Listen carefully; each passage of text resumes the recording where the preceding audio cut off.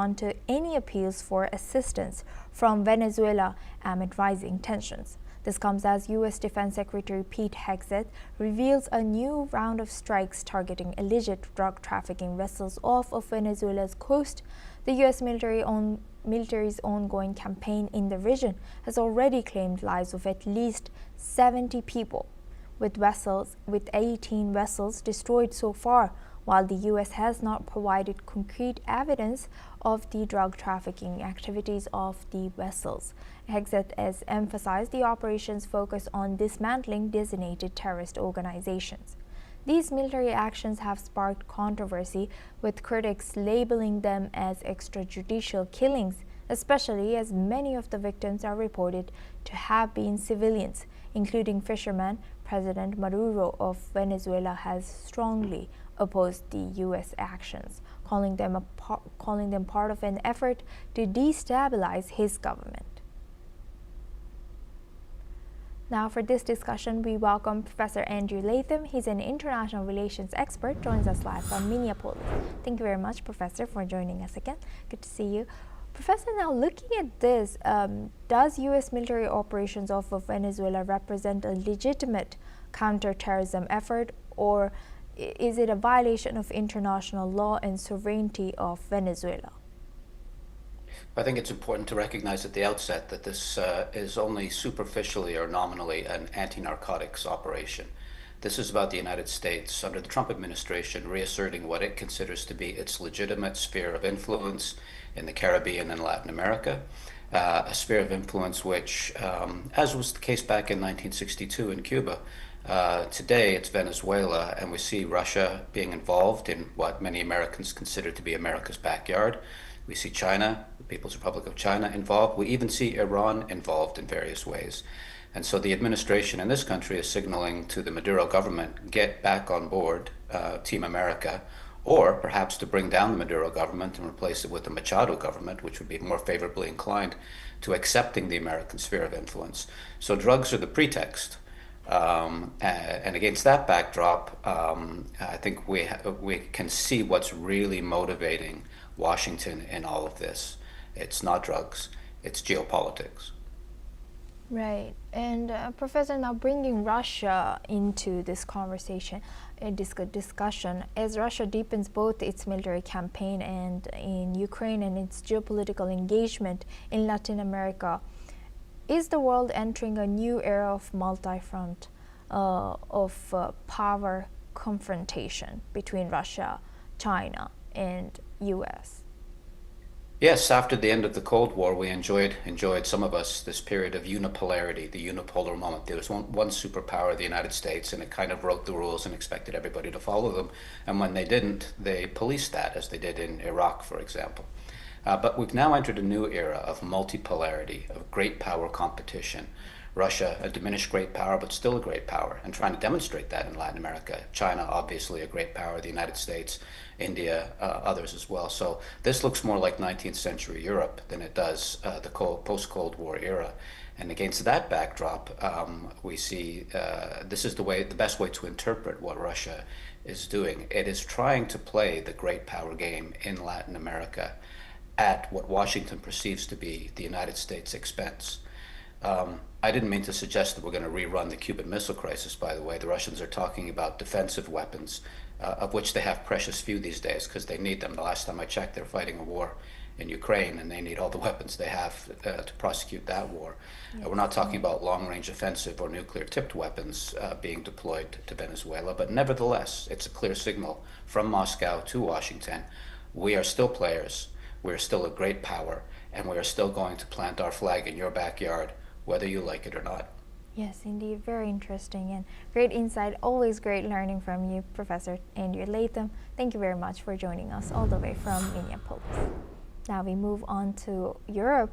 The Netherlands has officially declared centrist leader Rob Jetten as the winner of last week's general election, setting the 38-year-old on course to become the country's youngest ever prime minister. The Dutch Electoral Council has announced that Jetten won by just under 30,000 votes over far-right leader Geert Wilders, following an election seen as a test of Europe's populist wave. Jetton's D66 party secured 26 seats in the 150-member parliament, the lowest number ever for an election winner, while Wilders' PVV also won 26 seats. A total of 15 parties have gained representation, reflecting the Netherlands' highly fractured political landscape. Jetton has proposed a four-way coalition spanning the political spectrum, though key leaders have differing preferences, making negotiations complex. Meanwhile, Wilders has conceded defeat but repeated baseless claims of voting irregularities rejected by the Electoral Council, which confirmed that the results were reliable and that no irregularities occurred. Now, for this discussion, we welcome Sander van Hoorn. He's a former EU correspondent, joins us live from Amsterdam. Thank you very much, Sander, for joining us again. Good to see you. As last week in our discussion, you did mention that it's going to be around Friday or a week later from our last discussion. And now here we are, and Jetton has won. What was your reaction? And now that they have D66 party also has 26 seats, and the Wilders party also has 26 seats. What's your reaction? Well, the kiesraad body that officially counts the votes has ruled that D66 is 30,000 votes, so it's a small margin bigger than Geert Wilders' PVV, so that gives him the lead in the negotiations for a coalition. And I think what we have heard today is pretty much in line with the predictions based on the vote counting that was made late last week. So it's now up to Rob Jetten with his D66 party to form a coalition government. And what I hear around me, Dutch population wants it to be fast. They say we have been without a functioning government for far too long. So whatever coalition is being made, do it fast. Yes, and you know, this D66 party will have to have a four-way coalition spanning the political spectrum. How do you think it will be challenging to provide stable governance in this deeply fragmented parliamentary system? Or is there any risk of it becoming a fragmented and unstable like current French government?